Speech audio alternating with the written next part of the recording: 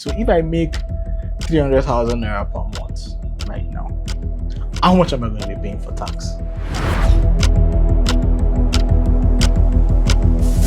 This space is designed to bring clarity, no complex tax language, no intimidating terms, just simple explanations basically.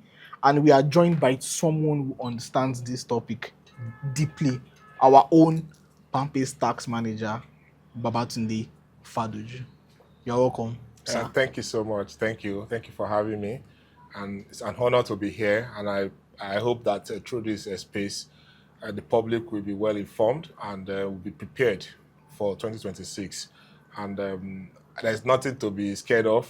Yeah. It's just for us to do the right thing and get the right information. Right. So I hope we'll have the questions. I will be able to provide clarity to where there seems to be misinformation and where people don't understand. Like you said, we are not going to make it very complex, very simple terms, make it relatable to the audience so that they can flow with it. Thank you so much.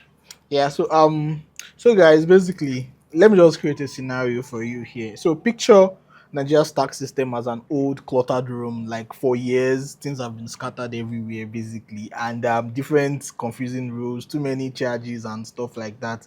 Now the government is trying to put its house in order, basically. So it's a big shift, and naturally Nigerians will have questions. So basically, I would just like to start from somewhere, and is this: why did Nigeria make this major tax change? And what's the first thing the average person should understand about it? Okay, so why the change? I think that's the first point of call. The change is necessary, right? And it's timely because a lot of countries, jurisdictions, countries have moved ahead of us in terms of how tax is being administered because there's a body that we call OECD. Let me leave that. But in practical terms, the way tax is being administered in other countries has quite advanced. And Nigeria here, we have our tax law as old as 100 years, right? Some of those tax laws are so as 100 years. And another point that why we need to make these changes is that our tax laws are just scattered all over the places. So you as a business person now, or as an individual that you want to comply with the tax of the country, you are asking yourself, which law will I look at? You know, we have the company tax, we have the value-added tax, we have the petroleum income tax, we have the personal income tax, we have the stamp duty. There are so many. We have the IT levy, we have the NASEMI, we have all manner of laws, you know, that have been enacted, right, by the National Assembly. And recently, you observed that during the last administration, they were enacting what we call Finance Act, just to try to panel beat our laws, right, because those laws are too old. So every year, government was now bringing up Finance Act. So coupled with those laws that we have, the Finance Act, everything were becoming more complex. So if, for example, you're an investor, you're coming to Nigeria, and you want to understand how your income will be taxed before you move into your country, and every day you are getting to know of new tax laws. It's not healthy for business. So what government has done is to ensure that all of these laws are consolidated, and the ones that have been outdated are removed and brought into two laws. Basically, we have 4 acts that were enacted, but all the laws that you need to understand are inside 2 laws. The first one is the Nigerian Tax Act 2025, and the second one is the Nigerian Tax Administration Act. Those are the 2 laws that you need to have. So everybody can go through that law. You know, although it's written like when you look at constitution, you know, we, all those terms, but if you take your time, you can understand how those things work. Then the other 2 is the Joint Revenue Board, you know, like a body that coordinates all the tax authorities. And we also have the Nigerian Revenue Service Establishment Act, which speaks to FIRS being renamed Nigerian Revenue Authority. So you can see that it's simpler, right? And why the reform? Another thing we need to also understand is that the way people make money 10 years ago, 20 years ago, 50 years ago is different, right? Before now, there's no remote work, there's no hybrid work. But now, a lot of people sit in the comfort of their home and are making money. A lot of people make money through the internet. So our laws do not capture those kind of type of making money. So what the new law has done is to bring in everything. now we hear a lot of people making money through the crypto space, right? And they are not 9 to 5 people. So basically, it's to overhaul our tax system, and the government need to do that, because if you want to relate with other countries, one of the things they look at in your fiscal policies or taxation, right? So if you don't have a good tax system, that means you are not playing in the global space. That means you are left behind. And also, there was a program where one of the tax professionals says that whenever they go for conferences and they ask Nigerians, that Nigerian tax professional responses are always very quick, because if they ask you about this law, you say not applicable, not applicable. Mm. Everything is not applicable. Where other countries are saying, oh, we're up to date, their own response from Nigeria is always not applicable. So that's why it's necessary that these tax laws are reformed. So there's nothing too much to be scared of. Okay. It's just a way of ensuring that we are up to standard globally and we can compete with other countries. And very more importantly, right, I need to say this: a lot of companies are making money out of Nigeria, right? Okay. Big companies. And those monies are not taxed. So it's not fair on us as citizens that global brands are making money from Nigeria because our laws are weak and they are not captured. We call it digital presence. So they operate in the digital space and they are making so much billions of dollars from Nigeria. And it's not fair on us, even us that patronize, that uses this product, that you are taking so much money from my country, but But my you're country not is not remitting back.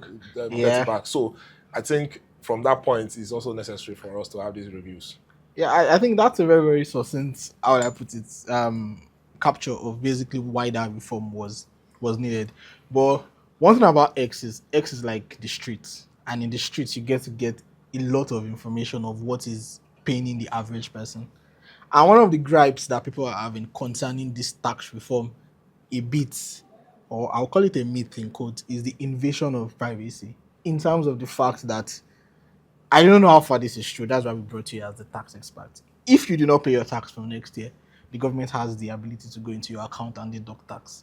Can you debunk this, or can you, can you say, okay, this is what's going to happen? Because I feel like there's not enough education about this. Yeah, yeah, sure. So, what's your opinion on this? Do you think it's something that the government will do, or is it just more like, how I put it, the term is easy fugazi, like they're just trying to scare us?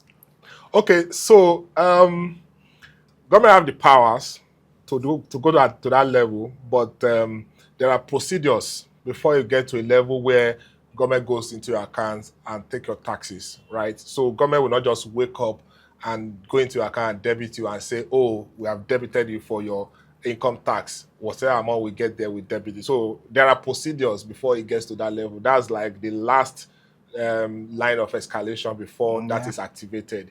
So the way the tax system works, right, is a self-assessment system. And what do I mean by self-assessment? From the word self. So you yourself, as a citizen, as a taxpayer, you know what is your income, right? And you know what is your expenses. So you know what you make as income. So Okay. what the system expects you is for you to assess yourself. That means you check your financial transactions for the year and you say, oh, this is my profit. And you put it in the tax band to say, oh, based on what the government has said now, to say my first 800,000 naira will not be taxed, the next 2.2 million naira will be taxed, and all of that. You put it in that bucket and you compute your tax. A very simple way of computing it, and you pay the appropriate tax, right? That is the first step. And when you do your tax return, you file your tax returns, you pay your tax. Government then can, through the tax authority, can look at samples or do like a review of taxpayers and say, okay, we want to check if this person has done the right thing. That's when government now looks at the tax record to say, okay, based on the information we have through your bank account, based on what you have filed, you have not paid enough of his taxes. So what government does is to write you, whether via email or through physical letter, to say, we need your attention and we just want you to explain one or Okay. two things about your tax returns. We think you have not paid the right taxes. So at that point, you have opportunity to explain all transactions in your bank account to say, look, this is a cost, this is expenses, this is the final profit I make. Of course, you need to also have a bit of documentation to support your argument, Exactly. to say, oh, I got this 10 million naira from my client and I spent 8 million naira to carry out this transaction. So of course the profit there is just 2 million, so not the total 10 million. So So you can only tax me on 2 million based on this documentation, based on that. So of course they will be rational, they will listen to you, because government has also said, especially the president, that we want to tax the fruits, Okay. not the seed. Because if you tax the seed, the plant will die, Yeah, right? The business exactly. will It die. will. It will. So the whole essence is to ensure that it is the fruit that you get from your business that is taxed. So, like I was saying, government will, tax authority will call you for explanation. They will listen to your arguments, review it, and there are notice period. So once they raise an assessment, you have 30 days to object. We have 60 days, back and forth. So it's at the point either when they write you as an individual, or you refuse to respond, or they've repeatedly notified you and there's no response from you. So the last option that the government has at that point is to look the way of your bank account to say this person has refused to respond to our queries. They may have first of all put a lien on your account to say, oh, XYZ bank put a lien on this account. This taxpayer is Yeah. refusing to respond to us. So if they put a lien on your account, you still refuse to show up. Of course, they've denied you access to your account. That should also make you go to the tax authority. If you refuse to do that, of course, they just get the necessary instrument to get the Yeah. money out of your account based on their Exactly. own assessment. So So you can see basically, that before that is activated, exactly. that So opportunity is compliance is there very, for very you important. to comply, right? Yeah, yeah. Another hypothetical question is because we are putting ourselves in the shoes of the layman to see how it goes. I know somebody somewhere is sitting down in an office listening to this and wondering, so if I make 300,000 naira per month right now, how much am I going to be paying for tax? Okay, Can we so have like a mathematical explanation of okay, that? so for you sitting down and asking yourself as an individual, I make 300,000 naira. So in all of this noise, in all of this shout about tax, how much tax am I going to pay at the end of the month? So there's something we call tax planning strategy, Okay. which will greatly affect how much tax we pay at the end of the month. And that tax planning strategy is all about ensuring that you reduce the amount of tax you pay in a legal way. So it will be difficult for me to just say, oh, 300,000, you pay this XYZ and a month. Okay. So what really affects the tax you're going to pay at the end of the day are the following. So if you make 300,000 in a month, so the first thing that we want to look at is that, do you have some deductible expenses that you can reduce from the income you make before we now subject it to tax? That is taxable income. So let's say, for example, you make 300,000 in a month, right? So, and you have health insurance.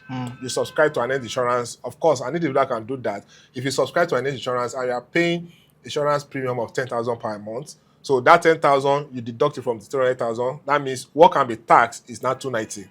Okay. It's fair enough, right? That's the first one. Number two, if you have mortgage where you have subscribed to a mortgage and you are developing your own property, or you have a mortgage facility for your own property, the interest you pay to the mortgage company on, let's say, monthly basis now is 10,000. So that means from the 290, you deduct 10,000. What is left to be taxed is 280,000. So it's okay, That's yeah. number two. Number three, if you have pension scheme, individuals can do pension too, and you do pension scheme and you are contributing 20,000 to your pension account for retirement. 20,000 pension contribution deducted from 280. What is left that can be taxed 260. is 260, right? Then you have probably you have life assurance policy, like you insure your life or the life of your spouse. The law allows you to also use that as tax deduction. So let's say, for example, you have life assurance policy and you are paying a premium of 50,000. So 50,000 from 260, that means what is left to be taxed is 210,000, 10,000. right? Okay. So you can see that it depends on your choice. So if you're able to take up those deductible expenses, which are optional, some are statutory for employees, like pension, that means the amount that is subject to tax is reducing. While some other person, their own could be 300,000, yours is now 210,000. So now, once you get to that 200,000, 210,000, 10,000, the yeah. law now says that if 200,000 per month, the law now says, so let's say, because the law actually recognizes annually, so let's gross up that 200,000 to annual and say it's now 2.5 million thereabout. Okay. So because it's calculated annually, Yeah, yeah. so let's say the taxable amount is now 2.5 million. What the law is now saying further is that they are giving, in fact, I forgot to even bring in the rent relief that is coming up in the new year. So the law also allows you to enjoy rent Rent relief relief. up to Yeah, I 500,000. read about that. So if you pay a rent of 2 million, right, you can enjoy 20% of that 2 million, subject to limit of 500,000. So 20% of 2 million is 400,000. So if your total taxable income that we have calculated earlier on is 2.1 million, by the time you deduct 400,000, you're now having 1.7 million. 7 million, yeah. So that is the taxable amount. So you are coming down from about 3.6 million to 7 1.7 million. million. So now it is 1.7 million that is subject to tax. So in that 1.7 million, government is now saying that the first 800,000 should be taxed at 0%. What more can we ask for? Okay, So it should so be taxed as 0%. So it means that 1.7 million, take out 800,000, you okay, are now left it's with 900. 1.900,000. Yeah. Wow, 900,000. So what the new tax law is now saying that the next 2.2 million should be taxed at 50%. So since the 900,000 is less than 2.2 million, that means the 900,000 will be taxed at 15%. So what's 15% of 900,000?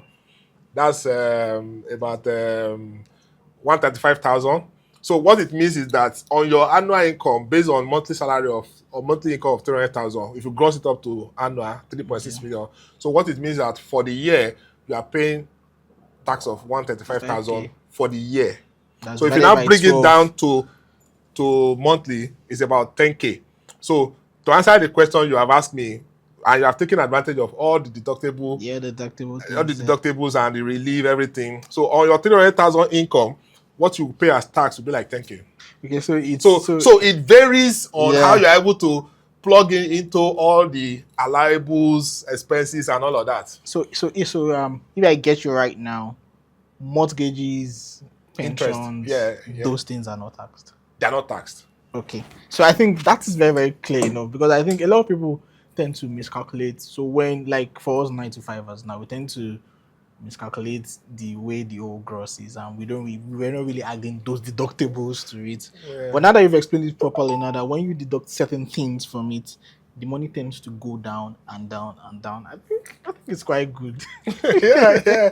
So it's all about education. It's all Yeah, about it you being is. informed of the tax planning strategies for you Yeah. to avoid tax. So And there's tax avoidance, there's tax evasion. mm, Tax avoidance, of course, in every law there will still be loopholes. There will still be opportunities for you to. So tax avoidance says that using legitimate means means to reduce your okay. tax, but tax evasion means It's that the you legal way. refuse. Yeah, yeah, You yeah. do, you understand? Yeah, So it is. that's interesting. Okay, so I think we have a question from our audience. We have one person that is talking about is the person MBL 26 says, does this tax change affect age groups or is just based on your pay grade? I think Yeah, who is a taxable person? I think that's the way I will answer that question. So taxable person is not based on your age. Taxable person is based on whoever your earns income. income. So once you Okay. start earning income, whether you start earning at 18 or you are still earning income at 100 years, you are a taxable person. So the law does not look at age before it taxes you. It just look at, do you make income? So Yeah. once you make an income, whether you are 80, because I've seen a lot of people to say, why will you be taxing an elderly man? He's old. But you need to ask yourself, is the elderly man making income? Yeah, There that's could true. be incentive from government, right, to say maybe if the economy is down, the president can sign an executive order to say, oh, certain categories of people should be exempted for this period of time. But in the face of the law, every person that makes income should be taxed.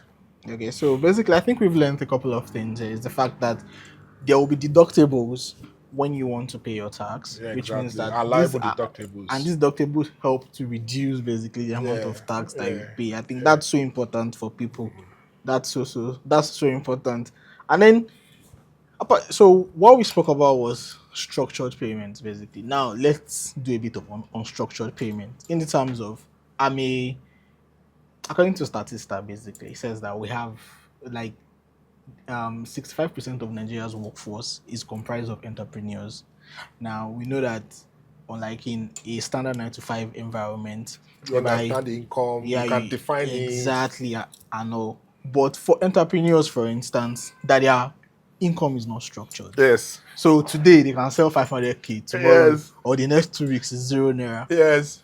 How is their own tax going to Okay. work? Okay. So that's a very valid question. So the writers of the laws understand that it's not everybody that is structured. Like 9 to 5 people now, you know your salary, you know your income, and you can calculate your taxes. And some businesses, Mm, there's a seams of structure around their business. They have an accountant, they have a finance manager, they can compute and all of that. So what the new tax law has done is to put everyone in their buckets, okay. right? So we have the payee scheme, which is for people that work as an employee. So your tax is deducted at source.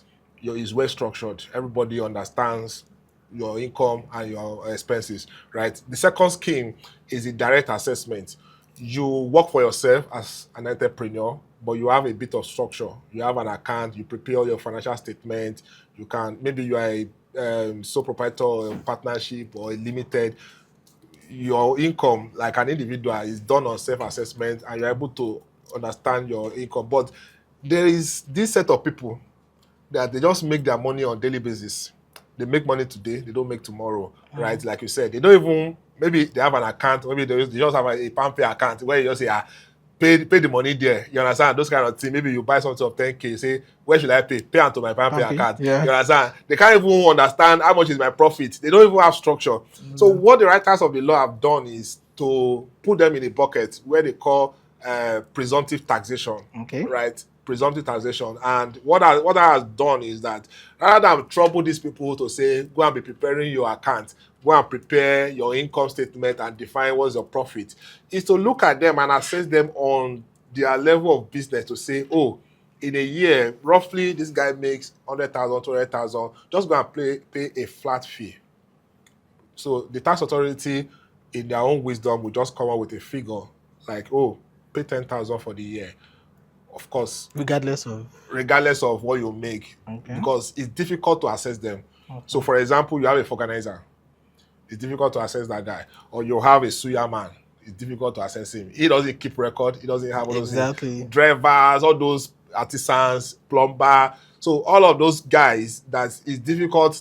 In fact, some of them don't even have account. If they have account at all, it's just for you. Or guy just put out there, go take her for PalmPay POS. You understand what I'm saying? So government is saying they are put on that presumptive, what did I call it now? Yeah.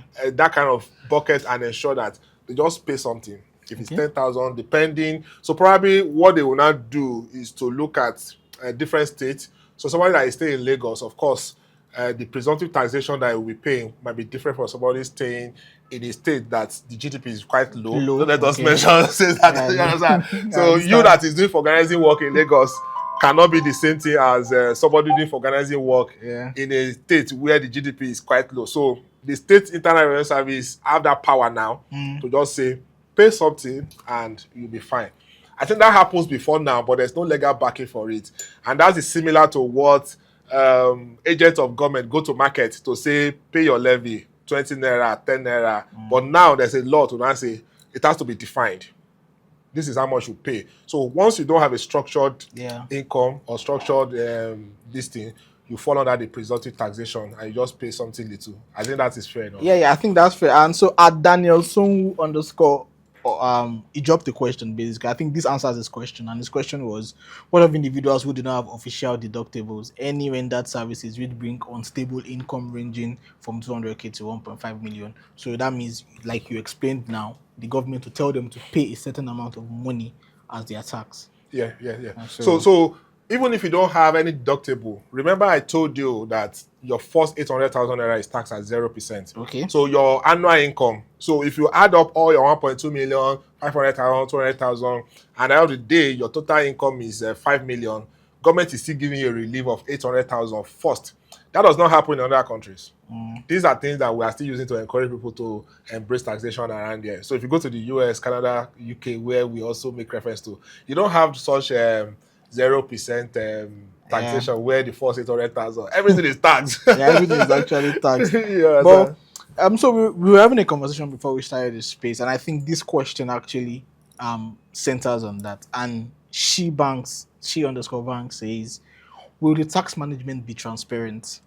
Can we ask how much they bring in and what the money is going to be used for with good evidence, like they do in Western states that they are copying from? I asked you before we started. Yes, Now, yes, yes, why do yes, I pay tax? What yes. do I enjoy from it? So I Yeah. think that your explanation can also be brought into this Yeah, space. so thank you very much. That's Bank, your what's the name again? She underscore She banks. underscore. So it's a question that every rational human being will ask because you don't want to pay your tax and you are not seeing the dividend because let me even say this before I answer that question. Everybody is paying tax. Mm, You know why? You provide for your own road, you yeah, provide your water, electricity. These are things that government should provide. Your exactly. kids go to the school, you pay high school fees, you go to the hospital, there's no free drugs. It's a form of tax. And you are paying more, right? If you Mm, provide these things for yourself, you are paying more. So now to talk about transparency around the tax administration and ensure that it's used for the common good of everybody. I will answer it this way, like I told you. The issue we have currently in Nigeria is that compliance level with tax is very low. A lot of people are not paying taxes. People that pay taxes currently are 9 to 5 because they mm, don't have an option. The yeah. employer deduct it and remit it. In fact, if they give you your gross income, will you pay? You will not pay. I'll So think because you don't have about an it. option, you think about it, right? So you don't pay. A lot of people don't pay taxes in Nigeria. There are a lot of people that are making millions. The content creators, the people that are working for foreign countries, foreign companies, and all of that, they don't pay taxes. So the tax compliance level is low on Mm, one side, and on the other side, we have had long stretch of wrong use of our resources in terms of the leadership, people in authority. So it's both ways. The little that are going to government is being embezzled, it's not well used. So the whole thing is not fixed. So how do you fix it? So the question is, who blinks first? exactly. Is it the taxpayer should blink first? Or is it the citizen that should blink first by doing the right thing? Or is it the government officials that should do the right thing first for us to now start paying taxes? Who blinks first? Well, It's a tough question for no, who I blinks first. think it's a question of maybe your relationship. so Someone so so with I your think father, you can't argue with your father, and the government has more power exactly, than the citizen, basically. exactly. So I So think, who blinks first is who has the power. yeah, Government has the power to make you blink first. Oh, you can say, oh, you're not doing the right thing. They will also tell you you're not paying the right taxes. So they have the power to make you blink first. But the issue mm, is this. By the time they make the citizen to blink first by paying the right taxes, what now happens is that citizens will now put more eye on them. So, for example, you are paying your taxes and you are paying the right taxes, and you see your local government chairman driving in a convoy of 4 or 5 cars. You're going to question that guy to say, look, you can't be wasting my money. Now it now becomes my money. But what we say right now is that you are wasting our money because we see it as, oh, it's oil money, it's free money. But by the time we are paying our taxes, which government is trying to make us to do by making us blink first, if you see government officials, you know, embezzling our money or wasting our money, you question him. You are not even going to wait till the election time.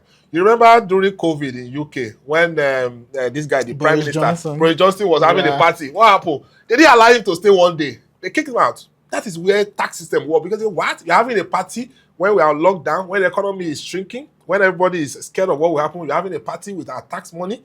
So that is what will happen in the long run. It might take a little bit of time, right? But that is what will happen. So it's a question of who blinks first, and I think government has the power to make us blink first. yeah, yeah. I think I agree with you though, because I think that especially if you want to like make sure that there's a large adoption rate in the country, you need to make sure that people, although also you need to explain to them properly, Yeah, but you also make sure that and that's what we are doing here, enforcement is Pape. also very, very key. Enforcement is also very key. And then this segues nicely into another question. Sorry, this might probably be the last or the penultimate Wow. question. And the question is about surrounding gifts. So I'm a student, or I'm basically here in Nigeria and I have an uncle send me money. Is that going to be taxed? So A gift's going to be taxed. I'm going to answer and answer and explain further. Okay. So gift will not be taxed. Okay. So if you receive a gift, it will not be taxed, right? But if the tax authority, like I said earlier on, is a self-assessment system that we run. So you that receive the gift, you know the one that is a gift, you know the one that is an income. So by the time you file your tax return, you say, oh, this is a gift. So Gifts. if the tax authority now calls you to say, oh, but we see that you didn't compute tax on this amount, You can say, oh, it's a gift. Of course, there will be explanations to why it's a gift. And there will be sort of reasonability around the gift value, right? And thirdly, who is giving you the gift? Can we also confirm that this person has paid tax on this income? Okay. So, for example, I give you a gift of, let's say, 1 million naira, right? And you tell them, oh, Babatunde sent me a gift of 1 million naira. Oh, who is Babatunde to you? It's my uncle. Oh, can we have his tax ID? Right? And they trace it there and they see that on his income, before he gives you that gift, he will have made an income, right? So on his income, he has paid the applicable tax. So you can't tax it twice. So, oh, he has paid the tax. So those are just like high level of review. But in the first instance, you that receive a gift and you also make an income, you do your self-assessment and you pay tax on your income. If the tax authority calls you for questioning, you are also there to explain to them that this is a gift from so person. So it's also very important. There's something we take, we don't take it serious around here. When you want to make a transfer, for example, on your PalmPay app, there's always a space for you to put description. Descriptions. So it's also important for you because you can forget these things. You make transfer in January and in December, somebody is asking you, I can't remember. So it's also important for us to also put brief description so that we can remember what this transfer is for. That thing is there for a purpose. But guess what you do? You just put okay as discussed. I even put, I just type like A 7 times. And I send So let's start putting something in our description so that if it calls for questioning, you can refresh your memory and explain. So I think one of the things I've learned from all this is that from January 2026, descriptions are important when you send money. What that for you? If not, you'll be in trouble. So guys, we actually been here for almost like 34 minutes now, and of course we've been answering some questions. We are talking about tax, talking about things that you need to know concerning the tax stuff and everything.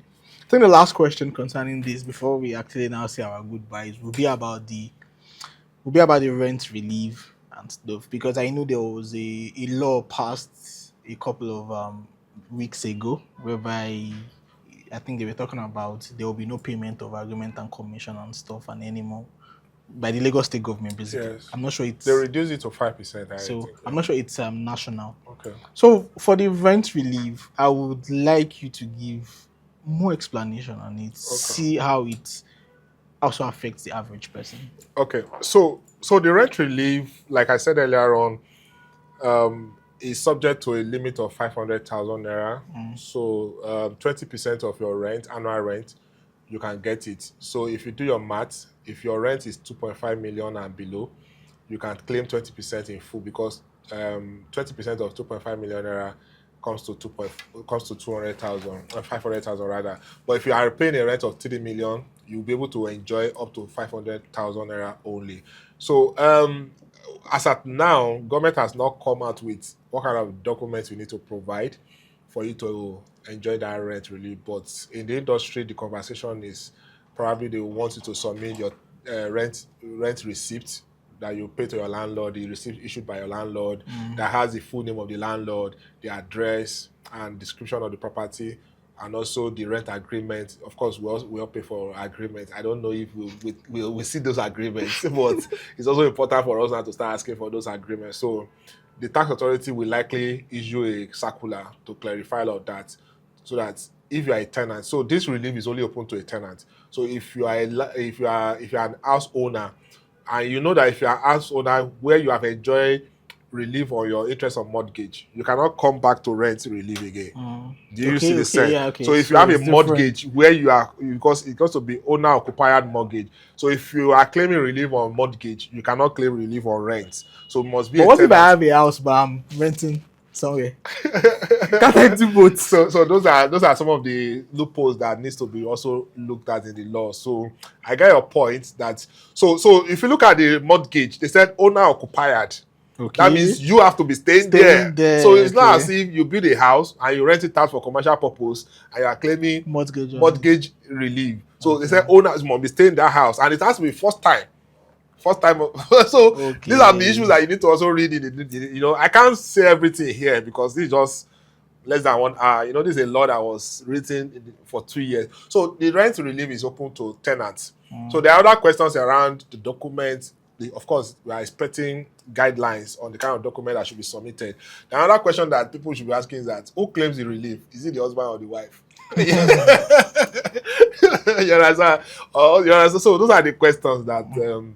But that's that about. It's a new thing, the rent Mm, relief. But the conversation around the industry is that the idea about the rent relief is to capture the landlord, right? okay.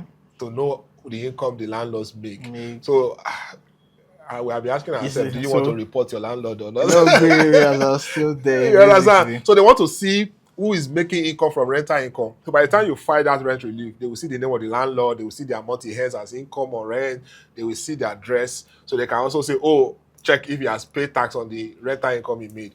So it's just like you being used as a way of checking on some Yeah. other taxpayers.